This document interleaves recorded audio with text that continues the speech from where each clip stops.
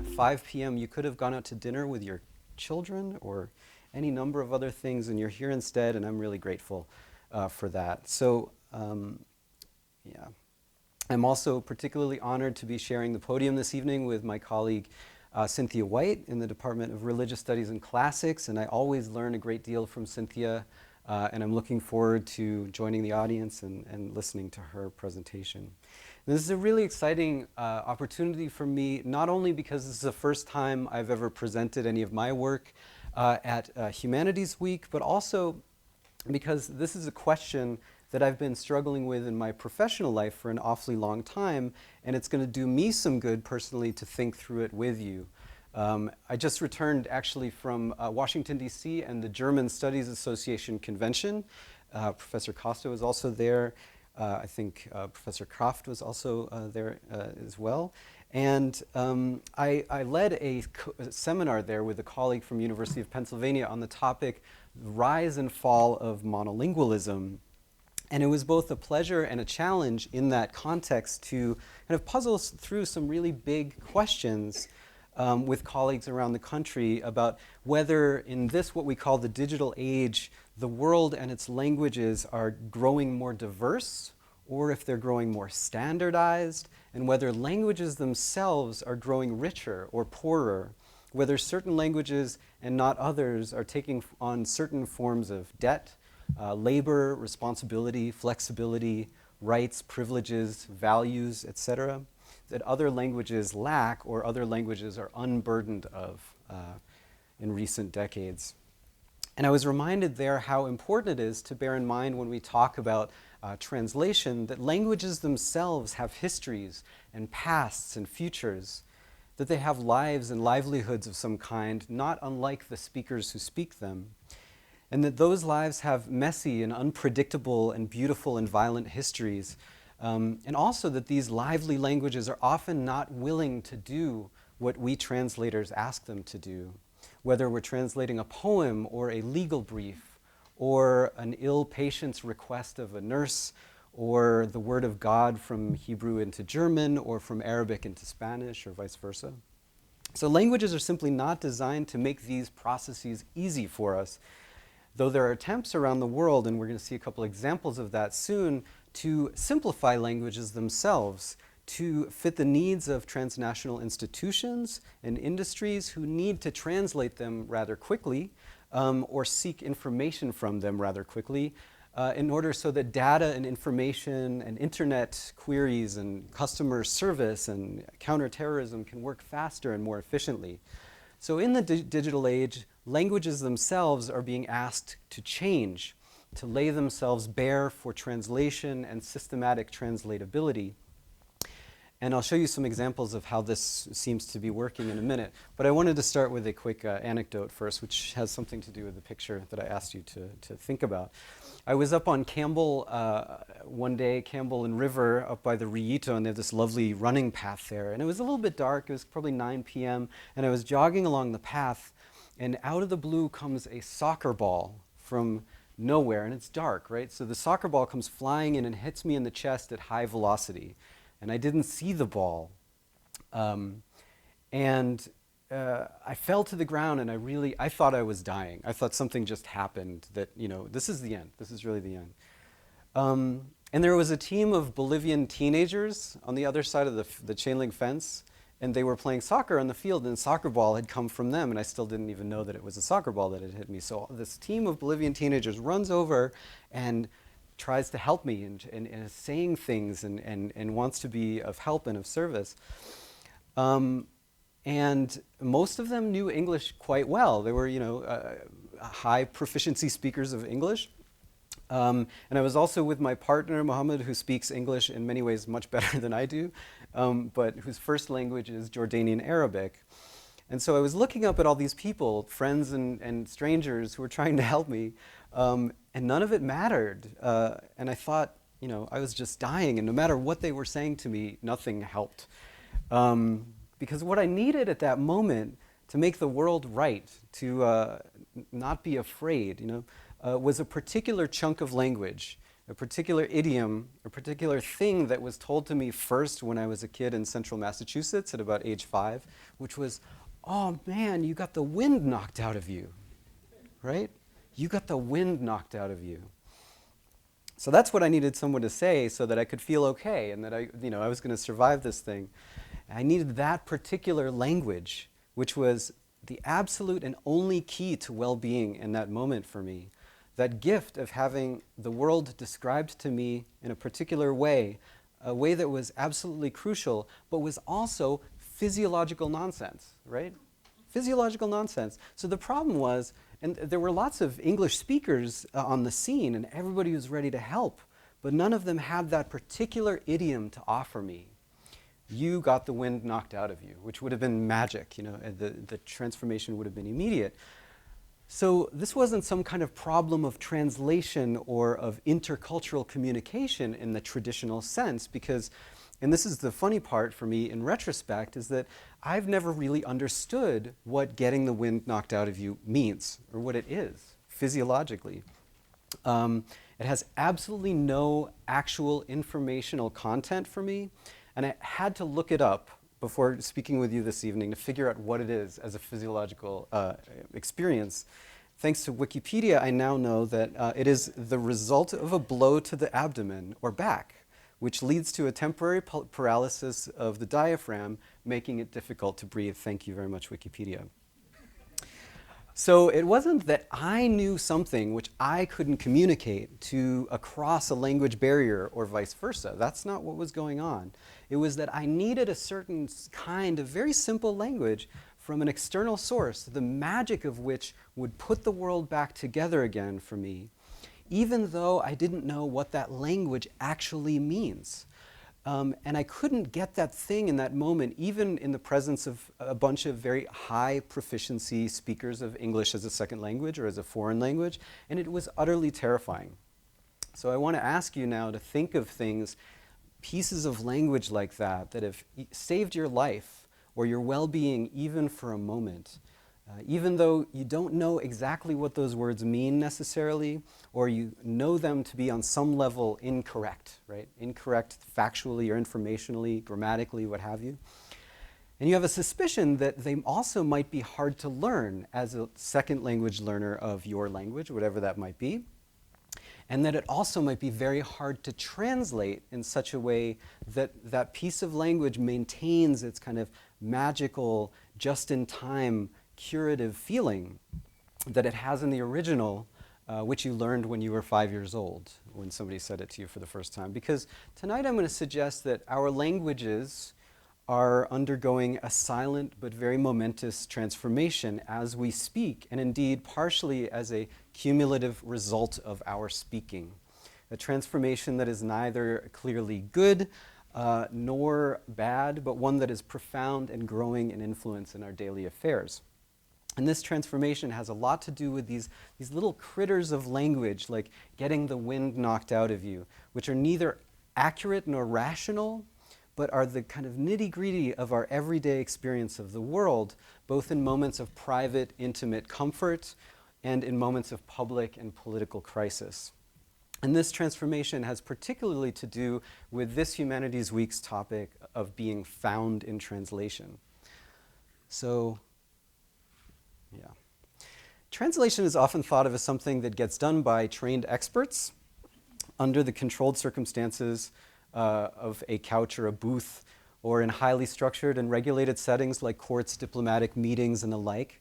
And this often leads us to think of translation and interpreting as something exotic and fancy, something that other people do, something that is not in direct contact with our own daily private choices, preferences, or meaning-making practices. And this exoticism and strangeness around translating and interpreting is represented in the very strange ways that translation is represented today in images. So if you Google translation, Google image translation, this is the kind of thing you're going to get on your right. So that's in the top couple of hits. It's kind of strange. I'm not sure what she's doing. She looks really happy. There's this beautiful sunrise thing. You might be at Gates Pass. And And in circumstances like this, I find it helpful to think, what would an 8th century farmer think if he or she saw that image in the forest, or an 8th century princess? This is not a princess, this is actually St. Mark, the evangelist, but you get the picture, so that's 8th century thought. So what would a medieval farmer say upon seeing an image like this? What would she think is coming out of this person's mouth, or maybe going into this person's mouth? Certainly not languages. It's the first thing that would not occur to a medieval farmer or princess. Not even nations, because those don't really exist yet in a routinely recognizable way. Maybe these are magic gifts from the Holy Spirit. Maybe they're balls of fire being hurled by an enemy heathen clan. But for us as moderns, we really accept this kind of image as unproblematic and humdrum. We accept in a very highly literate way, without even being instructed to do so explicitly, that languages are little balls, little unified balls, balls that are separate from one another and do not overlap. They correspond to a certain national political tradition as represented by flags or banners, and they're all the same shape, if not the same size. So everything that comes out of our mouths must necessarily pertain to one of these balls. And if it doesn't, it's gibberish, or it's glossolalia for the technical term. The British psychologist Michael Billig actually put this in wonderful terms when he said that the medieval peasant spoke, but the modern person cannot merely speak. We have to speak something. Absolutely binding. So on one level, images like this are utterly comprehensible to us because we are attuned to the specific and very complex modern image of the world that they rely on. But despite this, and that we know intuitively what is being shown to us here, we still often hold that translators and interpreters are possessed of a very special talent, that only a certain class of person is somehow predestined to take it on as a vocation, and that the rest of us live outside of this special sphere in our either monolingual or perhaps bilingual worlds. And although this might have in general been possibly the case for a lot of people in the United States as recently as the 1990s, namely that our daily culture and the way it was conveyed were arguably monolingual or bilingual, new developments in machine translation, in data management, and in social media make it so that even some of our most intimate, meaning-making moments are now translated through other languages before they even get to us. So it's kind of like this. It's like these. So the tomatoes that I buy at Trader Joe's, which although very well might have been grown a couple counties away at a farm, because of a kind of competitive bidding process, they've had to be routed around the country and often internationally before they get shipped back to me for me to buy at my Trader Joe's, still looking somewhat fresh and local, somewhat folksy and like ours, somewhat homegrown. And such is also, I'm going to argue, the new normal in language. So most of all the meaningful interactions I now have with my students, my family, my community, and my world are profoundly mediated by a new language, and I do believe it is a language, and that language is ASCII, so American Standard Code for Information Exchange, in which every keystroke on your computer or your telephone is translated into its own 3-digit numerical code. This is the 3-digit numerical code for I love you. So every time I text my mom and I say I love you, and I should do that every day, that's what it gets translated into first before that message actually reaches her. Now, granted, my mom still emails me cards like this, or she mails me cards like this in her beautiful handwriting, but even in order for that card to reach me, several levels of ASCII code must be inevitably necessary in order for this super cute puppy right here to reach me in Tucson. So our lives together, she in Massachusetts, mine in Arizona, simply don't work without Unicode and ASCII.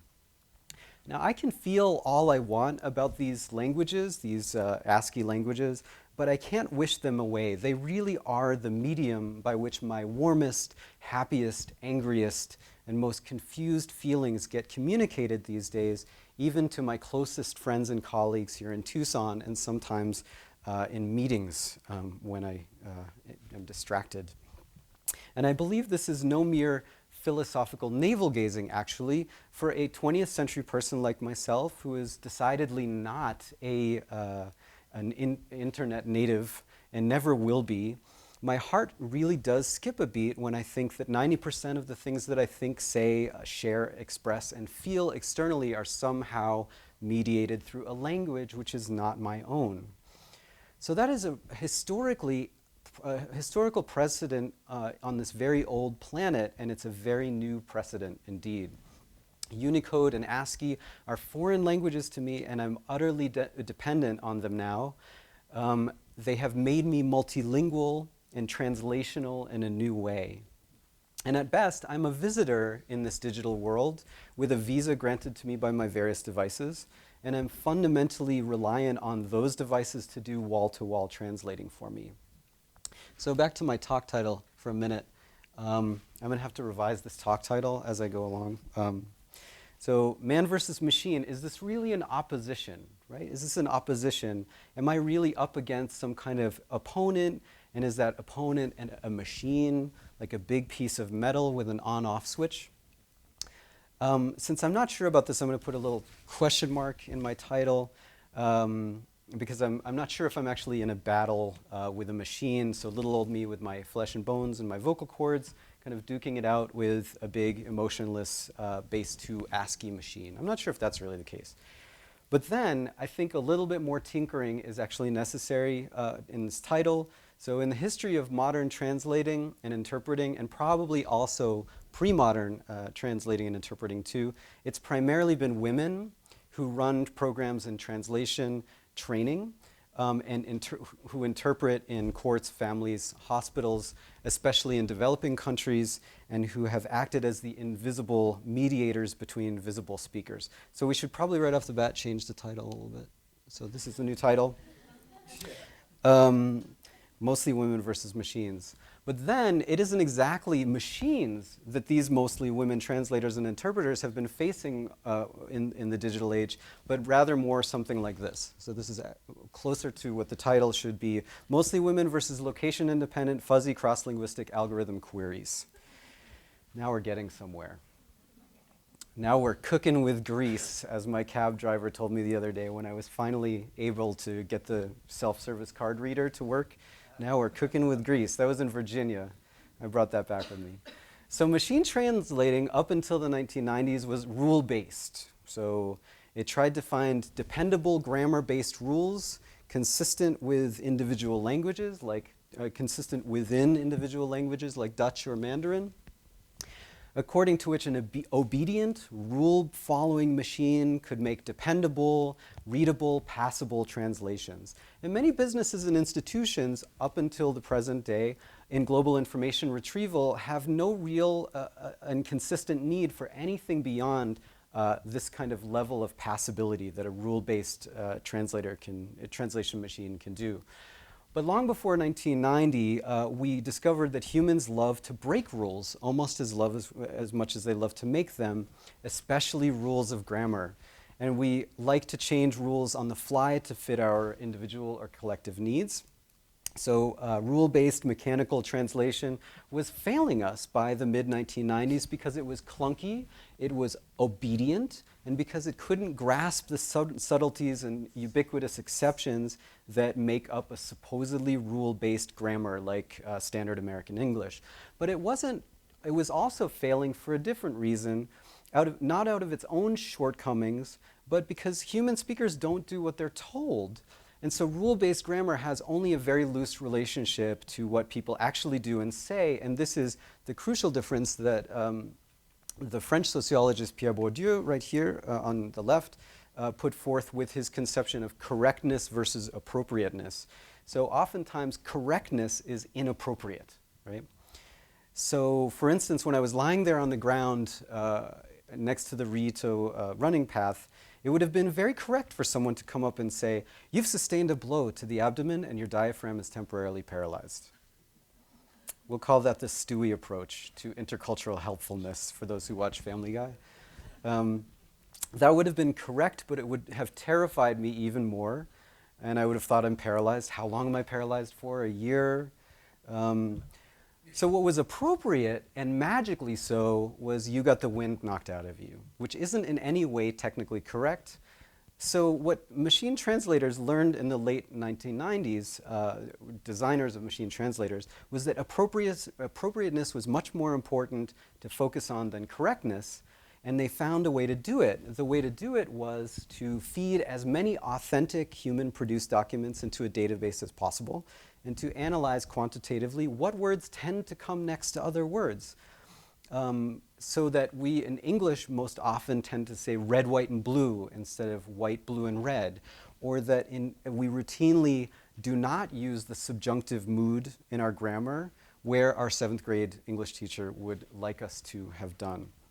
So a rule-based mechanical translator has no means for making decisions like that are about appropriateness, because the real decision-making process in translation requires the criterion of appropriateness and also of what the linguist right here on the right, Roman Jakobsen, calls the poetic function of everyday language.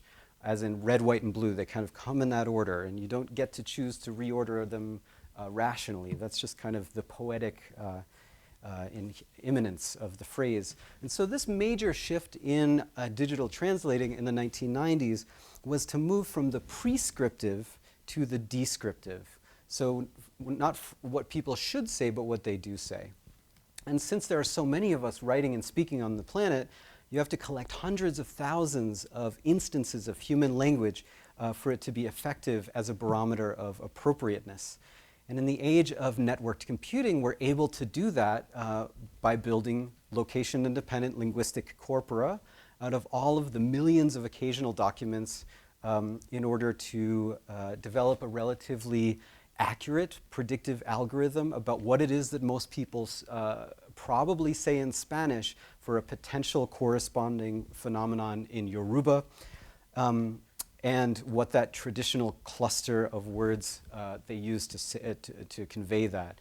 So computational engineers got very interested in the 2000s in what is called CLIR, C-L-I-R, cross-linguistic information retrieval, and how to make corpus data work so that I can type in a concept like fuel in English and get a relatively accurate result in scores of language. So it's really an admirable thing to be able to do. In most of these cases, the query results are generated by already existing document corpora from major world languages. But what wasn't available was access to documents in less commonly paired languages, say Japanese and Estonian.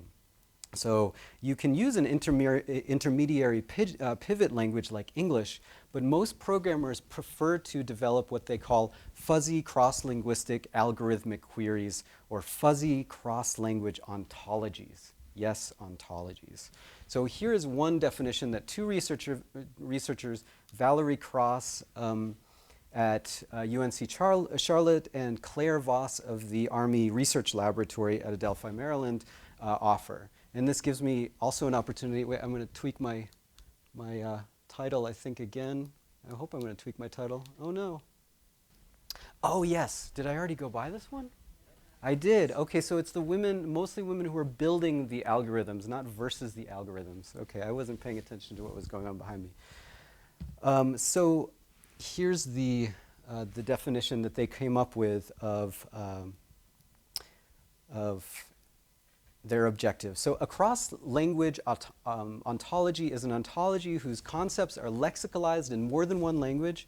That is, each core node in the ontology represents an abstract concept and has associated with it a label, a word or phrase that identifies it in a natural language, given that concepts must be expressed in the vocabulary of some natural language.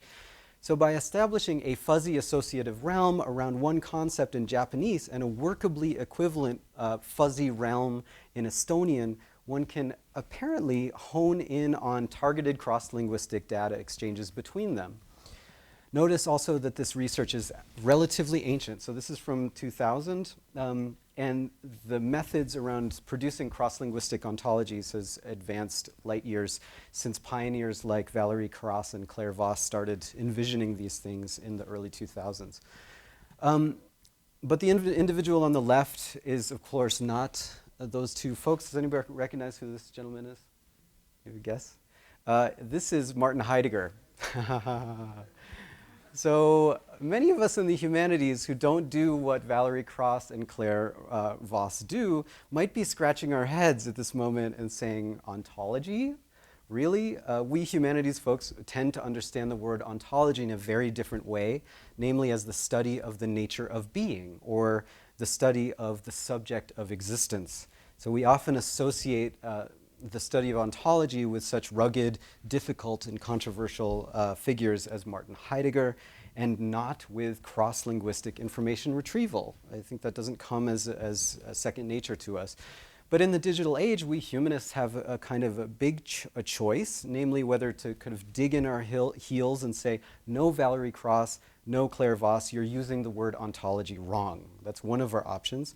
Or we could pretend that these efforts don't exist and aren't relevant to our work with literature or poetry or language learning or critical analysis. But I think the spirit of inquiry and enlightenment ought to move many of us to want to dialogue with these folks, these practitioners, about what it is that ontology means in their realm, why it matters, and what is at stake in their use of that particular word. So for computer scientists, and this is a definition that comes from the Stanford computer scientist Tom Gruber, an ontology is merely a, quote, description of the concepts and relationships that can exist for an agent or a community of agents. All right, I can work with that. So I feel like one of my jobs as a humanist and as a translator in the digital age is not necessarily to learn how to oppose meaning creep in words like ontology, which are age-old philosophical terms, nor to rush out and figure out real quick how to make fuzzy algorithms, because I'm way too late for that, but rather to learn how to dialogue with these practitioners about their contributions to civil discourse, to social development, and maybe even aesthetic experience. So I think these will be very fruitful conversations the more we have them. So these programmers often focus on generating what they call synonymies, or synsets, in variously distant language pairs. And I'm going to share with you one particularly excited statement from one of these programmers. His name is Douglas Ward of the University of Maryland. And this quotation might make you yawn or might make you gasp. I really don't know, but we'll see. So for the moment, we have to imagine the logistics of multilingual language management from a computational engineer's point of view, a person who is responsible for ensuring the accelerated flow of data and information across language barriers, rather than, say, for gaining insight into literature or for gaining advanced competence in a foreign language. So looking at his goals for a moment rather than mine, I find Professor Ward's position to be rather admirable and worthy of gratitude. So he says in 2006, we have come a long way towards seamless access to the information needed for commerce, security, and society. Language, however, has the potential to balkanize the information space. So for a guy like me who teaches languages and respects, indeed venerates the thick and intricate differences between our languages, I bristle a little bit at the idea that languages themselves can balkanize anything, that languages are getting in the way of a global project for the betterment of commerce, security, and society, interestingly listed in that order. But the challenge for me is to understand what a researcher like Doug Ward is trying to do and what it feels like to pursue those kinds of results. Namely, to pursue the perfect cross-linguistic information retrieval system based on the most advanced toolbox of fuzzy cross-linguistic ontologies and algorithms. And Doug Ward does indeed think that he is on the verge of offering just that. So this is quite something. When well integrated, it is possible to exceed 100% of a credible monolingual baseline system's mean average precision using these techniques of cross-linguistic information retrieval. It may seem surprising at first that any cross-language technique could exceed a monolingual baseline, but this merely shows that it is difficult to introduce synonyms into monolingual systems. So I don't know if that's ever going to sink in. I'm still working on it weeks later. Yeah. So this is a fascinating claim, namely that multilingual information retrieval systems delivers comparably more reliable results than monolingual information retrieval does, because monolingual data sets, say in English, have no strong system of internal synonyms that can make the fuzzy algorithm capture the Google searcher's desired information. Whereas CLEAR, cross-linguistic information retrieval, has already, through the process of establishing these syn sets, these standardized synonymies and cross-linguistic ontologies, have developed a rigid infrastructure, kind of the equivalent of an interstate highway system that connects languages that are internally mushy and unpredictable and impervious to organization. So one way to understand what's going on with mechanical translating right now is that a kind of information or interlanguage highway system is being built, which makes travel from one language to another easier, while travel within a given language is still awkward and roundabout and counterintuitive. So one person who really got me thinking about this was one of our own doctoral students in the Second Language Acquisition and Teaching program here at University of Arizona, Malena Samaniego, who is writing her dissertation on translator training in Chile with Professor Sonia Colina of the Department of Spanish and Portuguese. And in her work, Malena Samaniego talks about the various lanes in the traffic in meaning. So the traffic in meaning being a concept from the Latin Americanist Mary Louise Pratt. And these lanes are variously slow or fast, well-maintained, or in disrepair, depending on what types of meanings are permitted to drive in them, like the HOV lane, for example. So just as highway systems are built according to the needs of those who build, lobby, and pay for them, this interlingual information highway is bound to cluster around already existing interests who are invested in traffic in particular sets of meanings. And these clusters of translatable language, like the industrial centers of the mid-20th century in the United States, when the interstate highway system was being built, also tend to get more exits and on-ramps, right? And also more McDonald's and malls and rest stops and Trader Joe's and things. So with time, communities tend to gravitate towards the highway and orient their interests toward the highway's interests. And we can see this kind of process at work in how these synsets and cross-linguistic ontologies are pursued, and subsequently how documents are produced multilingually. Usually through a combination of fuzzy algorithms, corpus-based mechanical translation programs, and human editors and quality control personnel. So something much more complex than merely man versus machine. And I tend to call this new era the Thelingua Scene. So this is in reference to the more common term, the Anthropocene, which refers to that period of geological time in which humans took the primary role in shaping the course of the natural world. And this is often dated to the early 18th century with the invention of the newcomer atmospheric engine in 1712. So I believe that language, the language of chemistry, of metallurgy, of pharmaceuticals, of petroleum research, etc., is foremost in the current era of the Anthropocene, which is characterized by certain forms of automated centripetal soft multilingualism. To quote my colleague here at University of Arizona, Yassin Noorani, he brought this wonderful term, soft multilingualism, into circulation. So hence I'm suggesting that we're in the era of the Thelingua Scene, which begins perhaps in the 1970s. So I'm going to finish up soon, I promise. No more changes to the title. It's all done. I want to take a look at one prototypical setting in which this these issues really matter to a lot of people on a daily basis, which is this place. So this is the European Union, or it's in the European Union. And the European Union really went from being a kind of funky pie-in-the-sky idea in the 1980s to an elaborate functioning bureaucracy in the 1990s, which now houses 24 member languages, and which has to oversee everything on the continent, from training plumbers to making energy-efficient light bulbs compatible from country to country, to air traffic control, to university credit transfer protocols, which is very important to many of us in the room. And it has to do all these things in these complex technocratic things in all 24 of Europe's official languages. So naturally, the business of the European Union requires extraordinary amounts and intensities of translation, often through central pivot languages like English, which many EU translators speak as their second, third, or fourth language.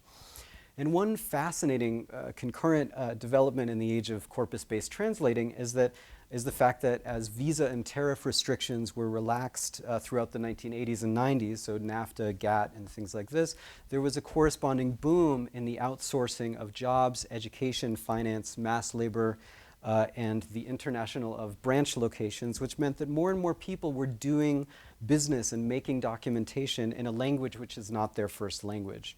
So all of this non-native production was also being fed into mechanical translation corpora, and in so doing, shifting in very interesting ways the fulcrum of these fuzzy cross-linguistic ontologies that Doug Ward and his colleagues are developing. So while machine translation was switching from a prescriptive model to a descriptive model, so not do what I say what I do, the actual speakers who were doing the saying and writing were increasingly non-native speakers of English or of Spanish or French or Arabic or German.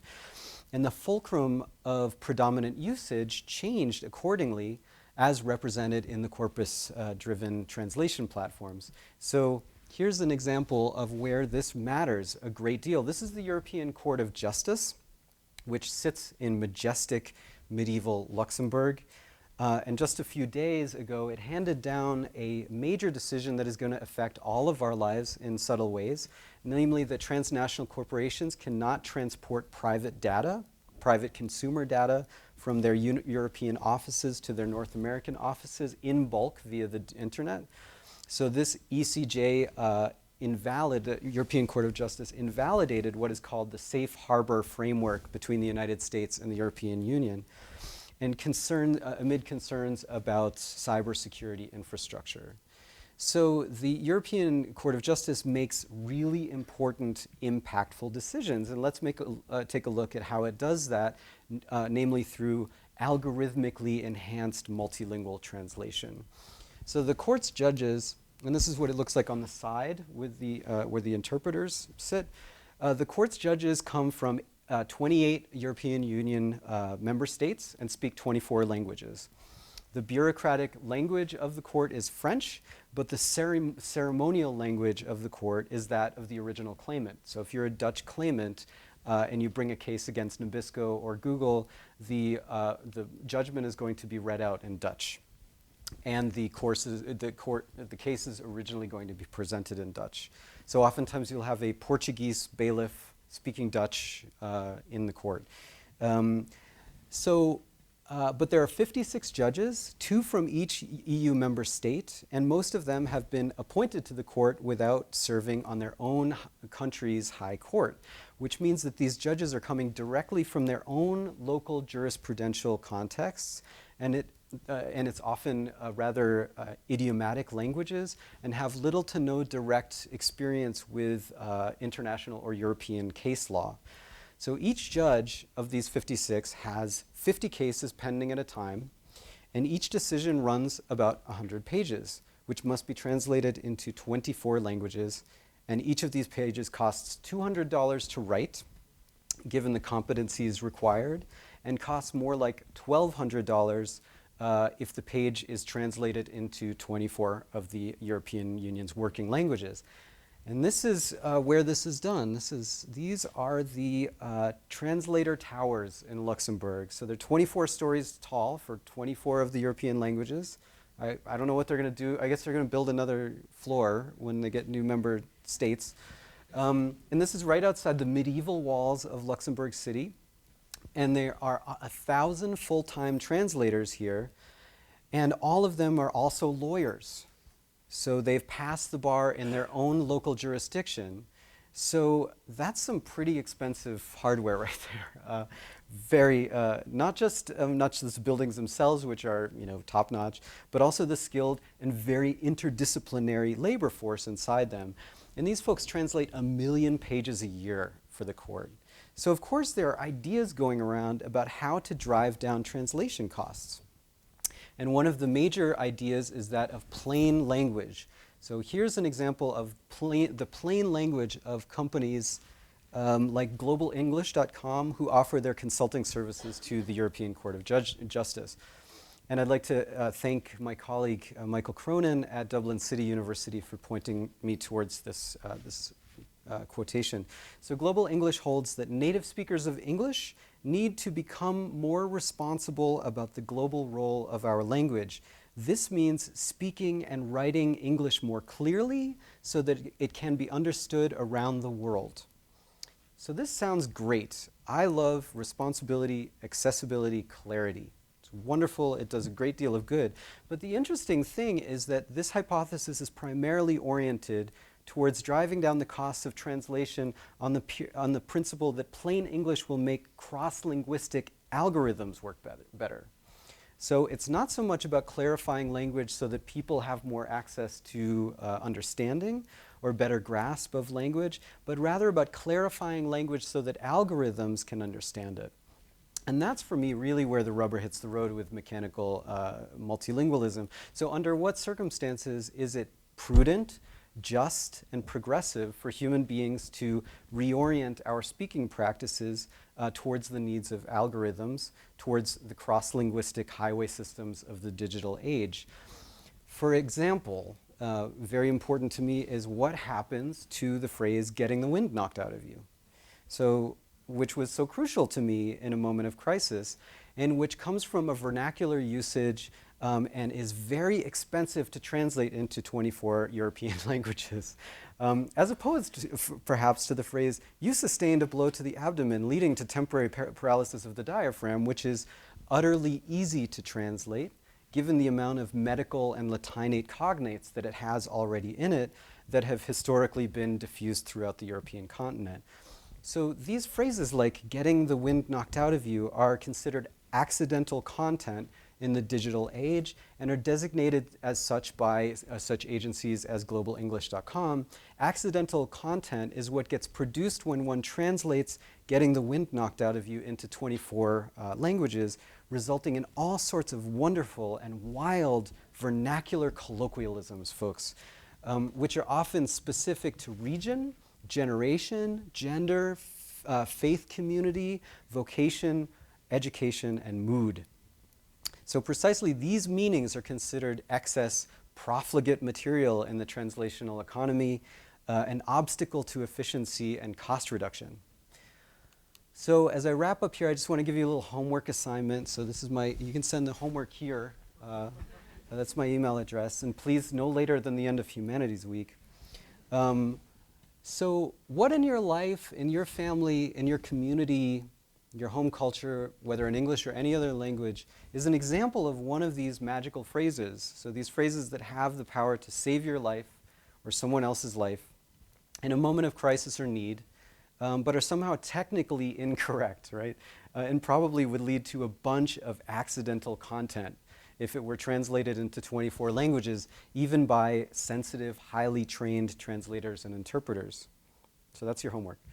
In closing, I'd just like to suggest that the current landscape is shifting really fast for us humanities folks, literary translators, language teachers, philologists, poets, writers.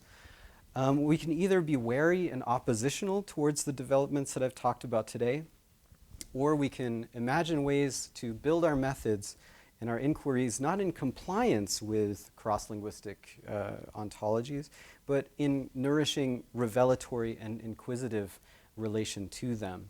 for me personally, it seems that this new cross-linguistic highway system of algorithms and ontologies, with its somewhat ironic preference for plain language and its trouble accommodating the kind of accidental content that I love so much, this means that our work in literature and culture is now a little bit more like the work of desert ecologists who work oftentimes very far away from interstate highways, pursuing often modest and local insights into the livelihoods of language that make up the wilderness of meaning that sustains our planet. Because who needs a highway without the nourishing wilderness that it traverses, that bears it up, that makes people desire to travel in the first place? Literary studies and applied linguistics in the 21st century can be about that principle of caring for words in a new age of algorithmic multilingualism, caring for slow language, for earthy and touchy words, for accidental translations, for ways of making meaning, and for ways of making meaning that are, for one reason or another, suspicious of travel.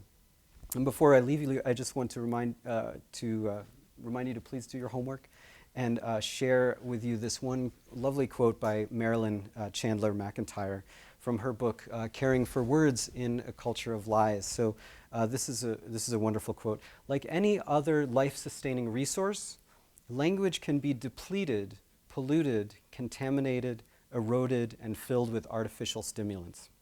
Like any other resource, it needs the protection of those who recognize its value and commit themselves to good stewardship. Thanks very much for listening.